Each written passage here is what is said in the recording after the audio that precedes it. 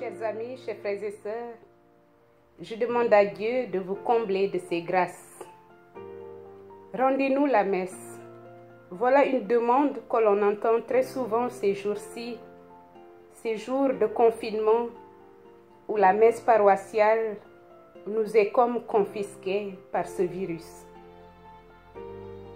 C'est un cri du cœur que nous avons entendu et que nous entendons encore ou que nous avons nous-mêmes émis. Je suis bien d'accord, rendez-nous la messe. Cela veut dire que nous manquons de quelque chose. Nous désirons la messe parce que nous en ressentons le manque. Et pourquoi donc? Pourquoi la messe nous manque-t-elle? La messe nous manque parce qu'elle est la présence réelle de Jésus ressuscité qui se donne à travers sa parole, son corps et son sang. La messe est le lieu où le Christ se donne à chacun de nous, où il s'unit à nous. La messe, c'est le lieu où Jésus se fait le médiateur de l'alliance nouvelle. Il se met entre nous et son Père. Il parle à son Père de nous et il nous parle de son Père. Toute la messe, le prêtre qui est une persona Christi adresse la parole au Père et aux fidèles. C'est un dialogue entre Dieu et son peuple par l'intermédiaire de Jésus. La messe, c'est le lieu où les enfants de Dieu s'unissent, comme nous disions la semaine dernière, intimement à la Trinité et par conséquent où ils s'unissent entre eux. C'est aussi le lieu de l'action de grâce. Eucharistie veut dire action de grâce. Action de grâce pour les joies de nos vies, pour les peines, pour ce que nous portons au fond de nous et que nous déposons au pied de l'autel. La messe, chers frères et sœurs, c'est un grand mystère, tellement grand, beau et vital que nous n'arrivons pas à vivre sans. Nous avons senti ce manque en ces 2 mois de confinement et nous avons hâte d'y retourner et de la vivre de nouveau.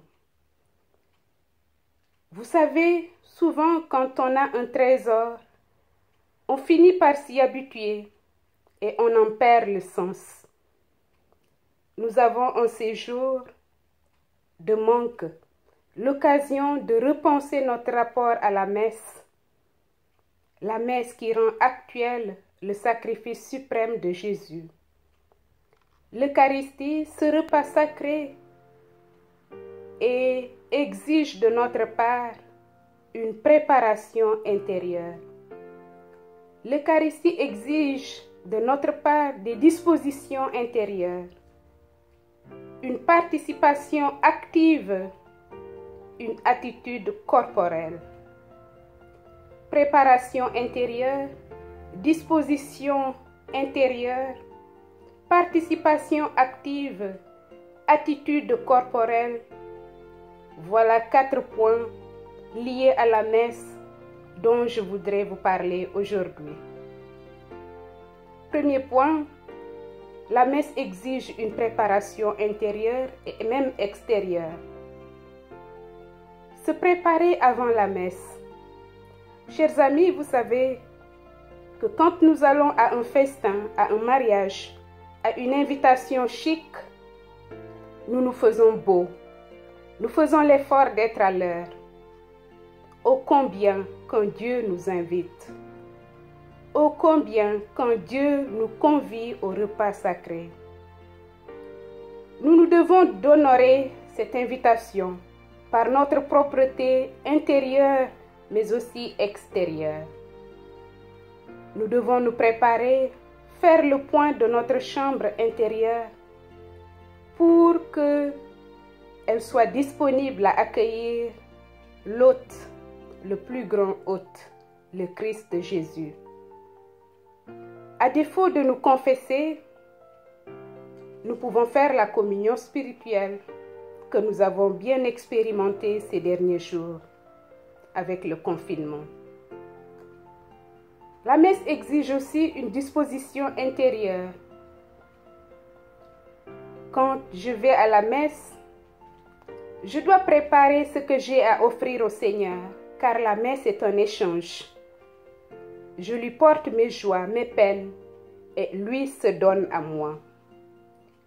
Certes, on va à la messe avec ce que l'on porte, ce que comprend notre vie de la semaine. Mais il nous faut un minimum de silence intérieur pour écouter ce que l'Esprit aussi a à nous dire et pour être dans une attitude de dialogue, de communication. Attention, le silence intérieur et écoute. L'écoute et le silence intérieur sont des alliés de la messe. À la messe, nous ne faisons pas qu'écouter. Nous écoutons et nous parlons. Troisième point, une attitude corporelle. La messe exige une attitude corporelle. Nous sommes corps et âme. Merleau-Ponty disait que nous avons deux modes d'exister, le corps et la conscience. L'être humain est une personne incarnée, chers frères et sœurs. Sans corps, notre existence est amputée. Par le corps, nous avons une présence au monde et nous pouvons expérimenter tout ce qui nous entoure. Nous savons que la personne humaine est corps, âme, esprit. Et quand nous allons à la messe, nous y allons avec tout ce que nous sommes. Notre corps nous aide à vivre cette rencontre, à vivre la messe à travers des attitudes diverses. Chacune de ces attitudes a un sens. On est parfois debout à la messe, ou assis, ou à genoux. Debout, c'est la position du ressuscité, celle de la vie. Ainsi, au Gloria, nous sommes debout pour chanter la gloire de Dieu. La position debout est celle de l'appel à la marche. Lève-toi et marche, dit Jésus dans les évangiles. La position debout dit notre disponibilité à être ce que le Christ souhaite que nous soyons. Mais aussi, c'est une position qui dit notre envie, notre désir de faire la volonté de Dieu. Ainsi, lors de la procession d'entrée et de sortie du célébrant, nous sommes debout. Être debout indique aussi notre respect de la présence vivante de Dieu à la messe. C'est aussi l'aspect de celui qui proclame ou qui annonce.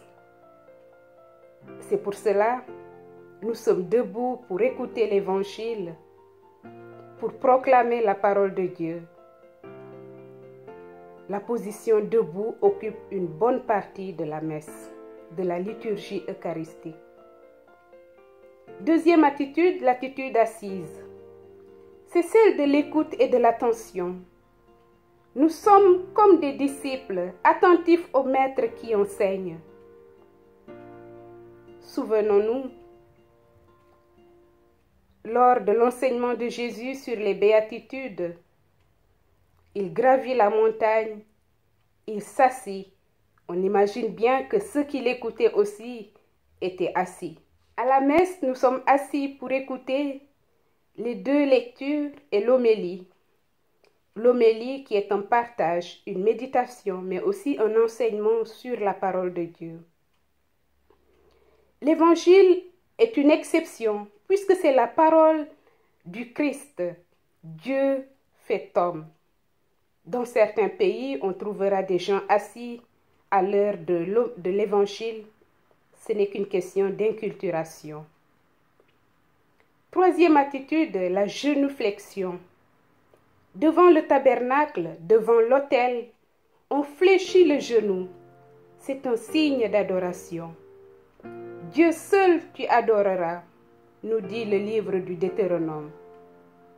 L'adoration est signe d'humilité de la créature devant son Créateur, son Sauveur et son Dieu. On s'abaisse devant la grandeur de Dieu. Ainsi, à la consécration, après avoir chanté comme les chérubins, Saint, Saint, Saint le Seigneur, nous nous mettons à genoux pour voir s'accomplir le mystère qui nous dépasse et qui pourtant se donne à voir à nos yeux de chair. Jésus se donne en sacrifice vivant sur l'autel de l'amour. Le mystère d'amour dont nous sommes les bénéficiaires. Quel bonheur que la messe. Se mettre à genoux, c'est aussi un acte de repentance. Ainsi, à l'acte pénitentiel, nous pouvons, comme le publicain de l'Évangile, nous mettre à genoux ou nous incliner pour reconnaître notre état de pécheur, reconnaître que nous ne sommes pas dignes de Jésus, du Christ, et demander sa miséricorde infinie qui nous relève. Quatrième attitude, une participation active.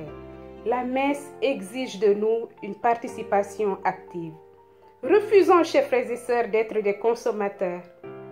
Donnons le meilleur de nous lors de la célébration eucharistique paroissiale. Chacun à sa place et chacun a reçu des dons et des talents. Si nous ne les faisons pas fructifier, ils risquent de nous être repris, comme dans la parabole. À la messe, on peut lire, on peut chanter, on peut servir l'autel, on peut faire la quête, on peut accueillir les fidèles. Il y a à faire pour tous les goûts et pour tous les talents.